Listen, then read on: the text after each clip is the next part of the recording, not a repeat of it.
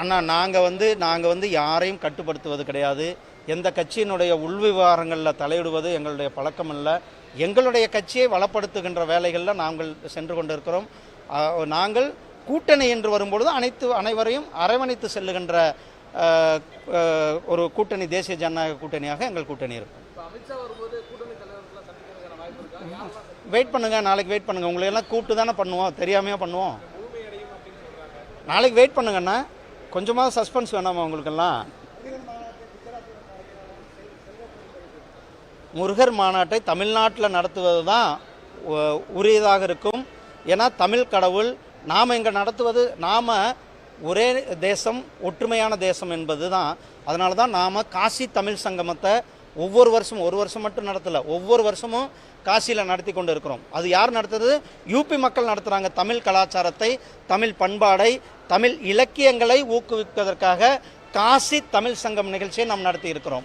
அதே போல் குஜராத்தில் சௌராஷ்டிரா தமிழ் சங்கமும் நாம் நடத்தியிருக்கிறோம்.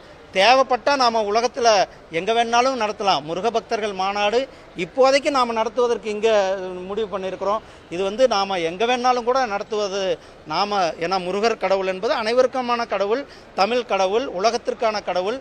அந்த கடவுளினுடைய மாநாடுகளை, அந்த பக்தி மாநாடுகளை எங்கே வேணாலும் நடத்தலாம். நாங்கள்லாம் ஆர்எஸ்எஸ்னுடைய தொண்டர்கள் என்பதில் ஒரு பெருமிதம் கொள்கிறோம். இதில் யாரோ ஒருத்தர் சங்கின்னு சொல்கிறது, இதையெல்லாம் பற்றிலாம் நாங்கள் கவலைப்பட போகிறதில்ல. எங்களுடைய நோக்கம், எங்களுடைய மாநாடு, எங்களுடைய முருக பக்தர்களுடைய மாநாடு. உங்களுக்கு பாருங்கள், எப்போ கந்த சஷ்டி கவசத்தை இழிவுபடுத்தினாங்க, அப்போ வெற்றிவேல் யாத்திரை நாம் நடத்தணும். அந்த வெற்றிவேல் யாத்திரை நடத்தும் பொழுது பொதுமக்கள், கொரோனாவையும் தாண்டி பொதுமக்கள் ஒரு மிகப்பெரிய ஒரு ஆதரவை கொடுத்தார்கள். அதுபோல் இப்போ இங்கே திருப்பரங்குன்றத்தில் ஒரு இஷ்யூ ஆனது.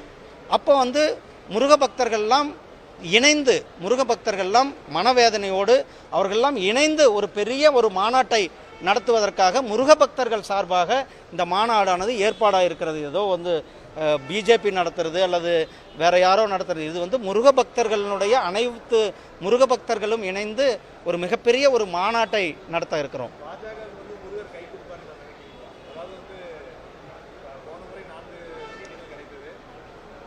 முருகருடைய துணை பாரதிய ஜனதா கட்சிக்கு இருக்கிறது, தமிழ்நாட்டுக்கு இருக்கிறது, தமிழ் மக்களுக்கு இருக்கிறது. நன்றி அண்ணா.